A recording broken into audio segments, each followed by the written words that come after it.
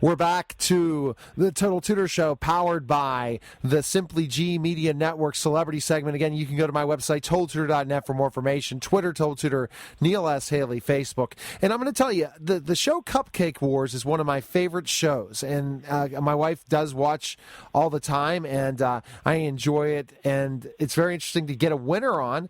And she has a book. So I want to welcome to the program Janell Brown. You won Cupcake Wars. Janell, thanks for stopping by, and how are you doing today? Oh, I'm great. Thanks for having me on. Absolutely, and it's so much. I'm sure once you kind of can tell us a little bit of the story of Cupcake Wars, how it changed your life after being on that show, didn't it? Yeah, it really did. I mean, we went from just having this be a home hobby to a storefront to 2 stores to national recognition. So it really has changed our life. Absolutely. So tell us specifically so you're basically working in your house making cupcakes. You sound like a Shark Tank story in certain aspects because, you see those shows where, oh my gosh, they needed to find a place and all these different things. So you're making cupcakes at home, and then tell us what happens next when you decide, hey, I'm going to try to get on Cupcake Wars. Tell me. Yeah, well, it was just a hobby for a long time. I'm a cake decorator as well, and so that's how it started. And I would do cupcakes if I had a custom order or a special order for it. But it was really just something I like to do for fun.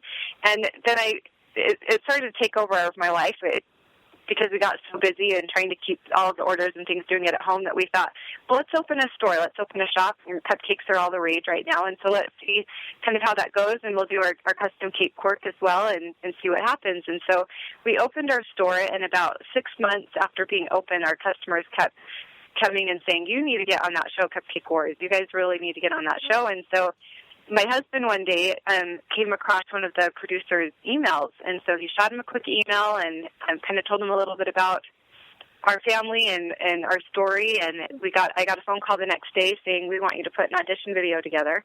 And so we hurried and put an audition video together, and then got a call a couple of weeks later saying, we want you to come out and compete on the show and be a competitor on it. So that's what we did, and we competed last February on the Star Wars episode. That was the theme for the show that we were given, so we won our episode, and we couldn't say anything for 6 months until our episode aired, and that was terrible. Like, just having to pretty much lie to all of our customers because we couldn't tell them we'd been on the show yet or that we had won until our episode aired. And so 6 months later it aired, and things just went crazy after that. So did the Food Network kind of prepare you for this situation because you're going to win it in 6 months, to kind of prepare you for PR and how you can capitalize on this? Or was this all kind of like, we got to be ready and we have to make our own research, not have them prepare us?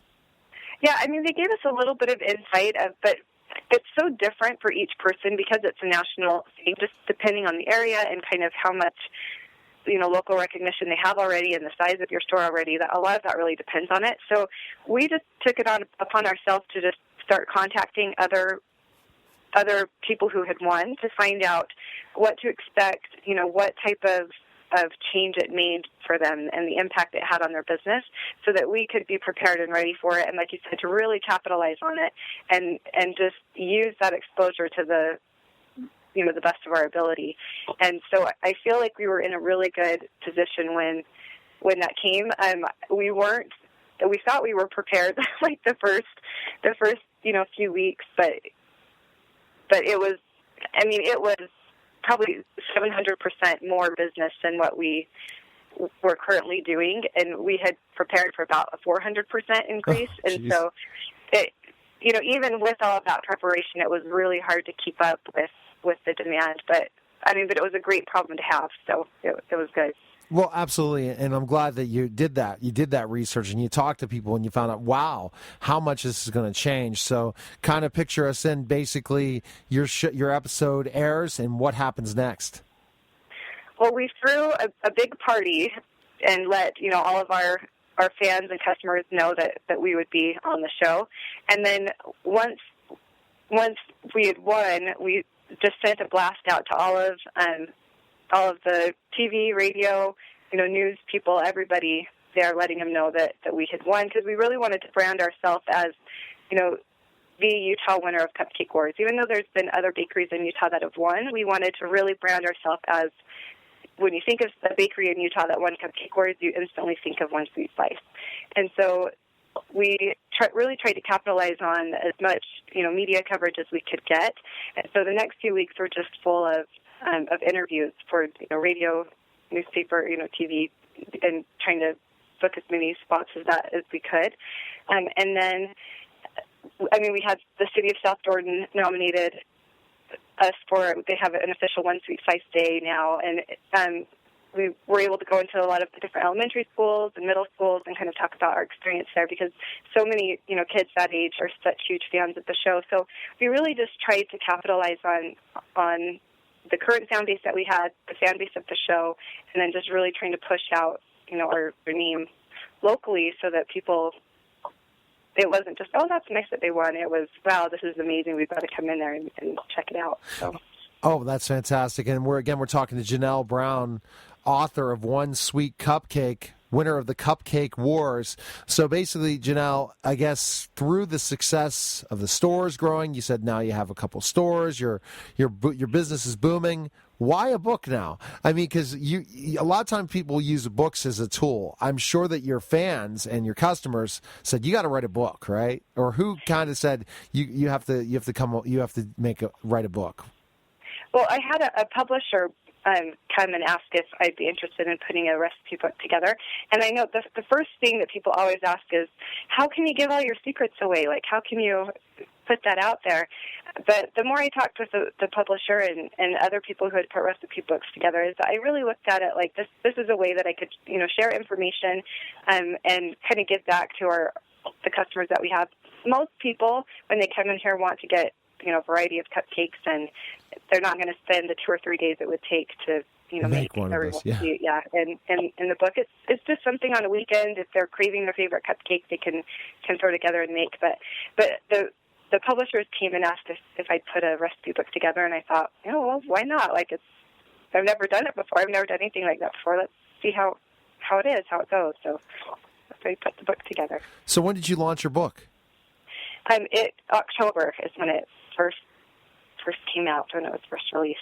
So it's gotten a really good response, and they asked if I'd write another one for next year as well. So we'll have a second one coming out as well in a year. So now with the book, are you going to hit the book fairs too? Like I talked about when I was off the air about the Miami Book Fair and all that stuff, going to the different festivals and different things to sell your book? Yeah, I think we will. Like I said, it's been really interesting just in the last, month or so to kind of see what the response for the book would be. And, with recipe books and cupcakes in general, there's been a lot more competition now than there ever has been before. And so I think, just building our presence locally first, and then, taking it to kind of another level, we'll see kind of how it does and where it goes. Well, I think that you'll see that there's more opportunities, and the business keeps growing. Where do you see the business? Do you see it going even larger, and kind of like the Cake Boss, where he has to continue to, get a big factory and keep building more stores? Or are you happy where you're at with it? I'd love for it to grow. The challenge sometimes with custom work is duplicating, Right. your cake artist, being able to do that. But as far as the cupcake side of things, I'd love for the stores to continue to grow and for it to expand and get bigger. Ultimately, it gives other people the opportunity where it's been their dream to open a cupcake shop or to run a cake shop, and either they don't know how to or they don't have the resources available to be able to do that. This gives them a chance to be able to live that dream as well. So they get a chance to run a store, or to work in a store, and to do kind of their dream also. So that's why I'd love to see it grow and get bigger. Just not only, for One Sweet Slice to grow and to improve, but to be able to give opportunities to other people to live their dream, to be able to do that as well. So Janell, do you think you would write a memoir? Now, after all the success, is there a publisher out there talking about that to keep you even more crazy? And because you are, I guess, the cake person in the cupcake person in Utah. Do you see a book in the works, a memoir? Oh, I don't know. I think I'd have to go through a lot more drama to write about in life to make it more interesting. So I don't know. I mean, you never know. I'm still pretty young, and there's still a lot of life to live. So I thought, we'll wait and see if anything more dramatic happens that we can write about. So when you're talking about, people putting up a storefront and doing all these different things, you see a reality show talking about how to do it. You started, like you said, in your kitchen, and you grew to having your own store. So do you see, Janell, a specific area, a specific way people that have that dream and want to open up that store, what the first steps they should think about doing? Yeah, I mean, the first thing I would do is make sure that you feel confident in your skill and ability in what you're doing. And so anytime you can make cupcakes or cakes for anything, for any reason, volunteer to make it, to bring it, to do it, just so you can start to build your skill level. And then also that's going to start to spread, the word of mouth advertising, which is free and it's great. And that's how you build a loyal clientele at the very beginning, is just by giving and doing as much as you can for others. And then once you start to build and grow that, a lot of states allow you to have it's called a cottage license, which allows you to prepare and sell food from your home. So that's the next step I would do, is I would get your business structure set up, a business plan done, get your licensing in place, and just start small from home so you don't have a lot of overhead expenses. And then with online presence now through Facebook and Pinterest and all sorts of things, there's so many free ways that you can start to build a clientele. And so that's what I would do. And then once you had a good clientele base there, and you know that you can bring in a certain amount of money each month, then that will let you see whether or not a storefront can be a reality. And if you can get your financing in place, then that's when you're ready to take that step for a storefront, when you know you've got a good clientele base, that once you open your doors, you've already got clients that you can count on that will be there. Okay, fantastic, Janell. Where can we purchase your book and learn more about you?